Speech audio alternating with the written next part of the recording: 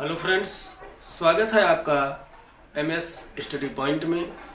तो दोस्तों, आज हम इस संख्या के विभाजन में परिमेय संख्या को पढ़ेंगे। आखिर ये परिमेय संख्या होती क्या है। ठीक है दोस्तों, इसके पिछले वाले वीडियो में हमने परिमेय संख्या का जो मिश्रित संख्या होता है उसके दो भाग, वास्तविक संख्या और काल्पनिक संख्या को पढ़ लिया। अब इसी क्रम में आगे बढ़ते हुए हम पहुंचे हैं परिमेय संख्या पर। अब इस परिमेय संख्या में हमें पढ़ना क्या है। सबसे पहले परिमेय संख्या की परिभाषा पढ़नी है, इसमें इसके कौन कौन से उदाहरण बनते हैं और आपके प्रतियोगी परीक्षा में बनने वाले प्रश्न क्या होते हैं। ठीक, इन दोनों विषयों पर चर्चा होनी है। तो चलिए दोस्तों, सबसे पहले आते हैं परिभाषा पर। परिमेय संख्या की परिभाषा क्या होती है।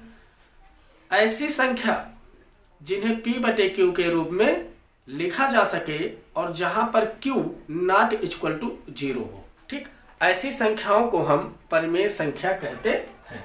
ठीक है दोस्तों, ऐसी संख्या जिसे हम P/Q के रूप में लिख सके और जहां पर ठीक है दोस्तों, जहां पर ये Q का मतलब हर 0 के बराबर ना हो।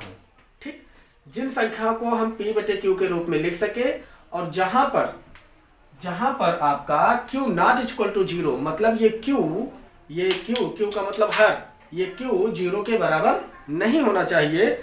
ऐसी स्थिति में या ऐसी संख्याएं आपका परिमेय संख्या कहलाती है। यहां तक बातें क्लियर हो गई। अब उदाहरण में आप देख सकते हैं, जैसे आपका 1/4। ठीक, देख रहे हैं P/Q के रूप में लिखा। P/Q का मतलब होता है अंश बटे हर के रूप में लिखना। ठीक है दोस्तों, जिन संख्याओं को अंश और हर के रूप में लिख सकते हैं वे सभी के सभी आपके परिमेय संख्या कहलाते हैं। 2/5 ये भी परिमेय संख्या हो गई। ठीक, और क्या हो सकता है, 7 ये भी परिमेय संख्या है, 8 ये भी परिमेय संख्या है। अब आप कह रहे होंगे कि सर 7 और 8 परिमेय संख्या कैसे है, ये तो बटे के रूप में नहीं लिखा गया है। तो दोस्तों, आपको पढ़ाया गया होगा कि किसी भी संख्या का बटे 1 लिखा जा सकता है। तो ऐसी स्थिति में, ठीक है, ऐसी स्थिति में ये परिमेय संख्या कहलाएगी। ठीक, आगे बढ़ते हैं। करड़ी में 9, करड़ी में 4, करड़ी में 16, ये सभी परिमेय संख्या कहलाती हैं। क्यों? क्योंकि करड़ी में वह संख्या जिसका वर्गमूल पूर्ण रूप से निकाला जा सके वे सभी के सभी परिमेय संख्या कहलाती हैं। बात क्लियर हुई। वे सभी संख्याएं जो करड़ी में हो और उनका पूर्ण रूप से वर्गमूल ज्ञात किया जा सके वे सभी के सभी परिमेय संख्या कहलाती हैं। जैसे इन्हीं को अगर हम सरल करें तो करड़ी 9 को हम इसका वर्गमूल निकालेंगे 3 प्राप्त होगा, इसका वर्गमूल निकालेंगे 2 प्राप्त होगा, इसका वर्गमूल निकालेंगे 4 प्राप्त होगा। तो वे सभी के सभी क्या कहलाएंगे, परिमेय संख्या। कैसे? P/T के रूप में नहीं है तो हम यहाँ पर बटे 1 कर सकते हैं। ठीक है दोस्तों, तो इस प्रकार से जो बटे 1 किया गया है ये बटे वाली अर्थात हर वाली संख्या आपका 0 के बराबर नहीं है। तो ऐसी स्थिति में ये आपकी परिमेय संख्या कहलाती है। यहाँ तक बात क्लियर हुई। अच्छा, कुछ विशेष बातों पर चर्चा करते हैं। जैसे क्या 0 परिमेय संख्या है? तो आपका जवाब आएगा जी बिल्कुल, 0 परिमेय संख्या होती है। क्यों? क्योंकि 0 का बटे 1 लिखा जा सकता है, इसलिए 0 भी परिमेय संख्या होती है, भूलिएगा मत। ठीक है। अच्छा, चौथे एग्जाम्पल की तरफ चलते हैं। क्या 22/7 परिमेय संख्या है? तो बिल्कुल 22/7 परिमेय संख्या होती है, क्योंकि ये P/Q के रूप में लिखा गया है। आप जानते हैं कि इसी का मान ये होता है मान आपके पाई का। ठीक है, तो अभी हम पाई और 22/7 के विषय में अच्छे से चर्चा करते हैं कि 22/7 परिमेय संख्या मानी जाती है, परंतु पाई जो होता है वह आपका अपरिमेय संख्या माना जाता है। ऐसा क्यों होता है अभी हम आपको क्लियर करा देंगे। तो दोस्तों, इस प्रकार से आपने देखा परिमेय संख्या की परिभाषा और परिमेय संख्या के कुछ उदाहरण। ठीक है, यहाँ पर अगर उदाहरण के क्रम में और आगे बढ़े तो आप कह सकते हैं कि दशमलव संख्या भी परिमेय संख्या होती है। अब पूछेंगे कैसे, ये तो P/Q के रूप में नहीं लिखा है। तो आप इन्हें P/Q के रूप में भले ही नहीं लिखा है, परंतु आप P/Q के रूप में इन्हें लिख सकते हैं। कैसे? आप 0.25 को लिख सकते हो 25/100। क्या लिख सकते हैं आप 25/100। और कैसे लिखा जाता है ये आप बचपन में पढ़े होंगे। जहां दशमलव है उसके स्थान पे 1 लिख दो, दशमलव की इधर जितनी अंक है उतना 0 लगा दीजिए, ठीक। और इसे सरल करना चाहते हैं 25 के 25, 25 चौका 100, अर्थात आपका आ गया 1/4। तो 1/4 जो है ये परिमेय संख्या की श्रेणी में आता है। तो इस प्रकार से आपने देखा ऐसी संख्याएं भी परिमेय संख्या है, ऐसी संख्याएं भी परिमेय संख्या होती, 0 भी परिमेय संख्या, 22/7 भी परिमेय संख्या है, और आपका दशमलव संख्या भी परिमेय संख्या होती है। ठीक है दोस्तों, अब इससे बनने वाले प्रश्नों पर चर्चा कर लेते हैं। इससे प्रश्न कहाँ से बनते हैं, ध्यान से देखिएगा। इसका स्क्रीनशॉट ले लीजिए अगर आपको लगे कि हमारे काम की चीज है तो, ठीक। चलिए आगे बढ़ते हैं। अब आप इससे बनने वाले प्रश्नों पर यदि हम चर्चा करें तो आपका जो सस्पेंशन भरा क्वेश्चन होता है, जो लोगों के दिमाग को डाइवर्ट करता है, पूछ लेता है क्या 0 परिमेय संख्या है, परिमेय संख्या है। तो आपका ऑप्शन बनेगा हाँ, नहीं, तीसरा ऑप्शन पहला और दूसरा दोनों सही, या तीसरा बना दिया नॉन ऑफ दीज, चौथा बना दिया नॉन ऑफ दीज। तो इस प्रकार से आपसे पूछे जा सकते हैं कि क्या 0 परिमेय संख्या है। तो आपका जवाब आएगा कि 0 को 0/1 लिखा जा सकता है, इस दृष्टिकोण से ये परिमेय संख्या मानी जा सकती है, और आपका जवाब होगा हाँ। ठीक है दोस्तों, एक प्रश्न यहाँ से ये बनता है कि क्या 22/7 परिमेय संख्या है।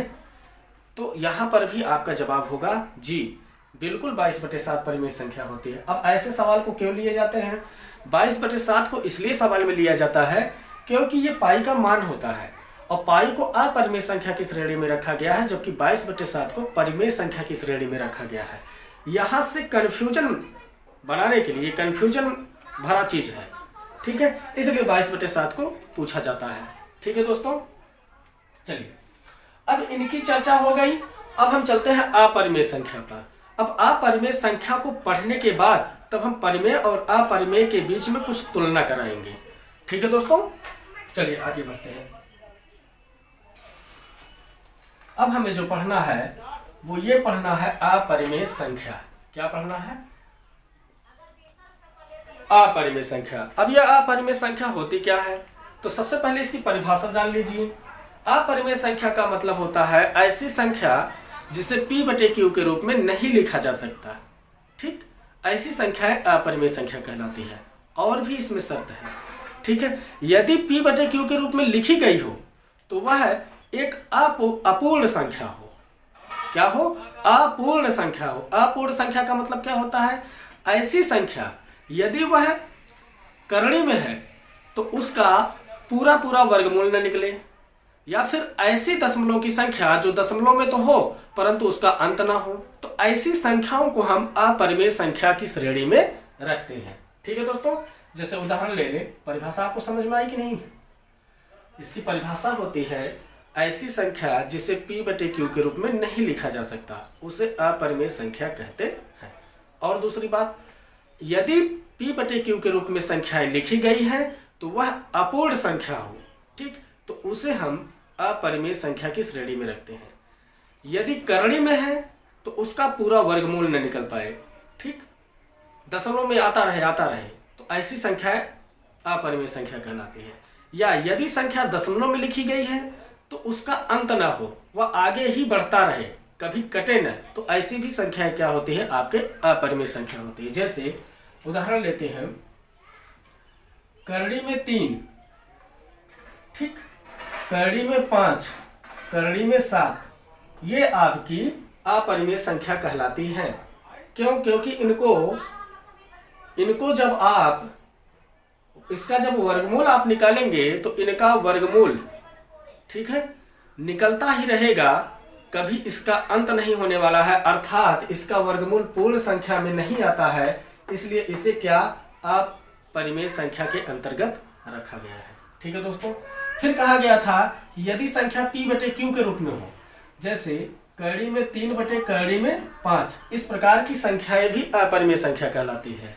या फिर आप कह सकते हैं 2 करणी में 5, या फिर आप कह सकते हैं 1 करणी में 7, मतलब अंश और हर के रूप में व्यक्त कर दो, कोई बात नहीं है।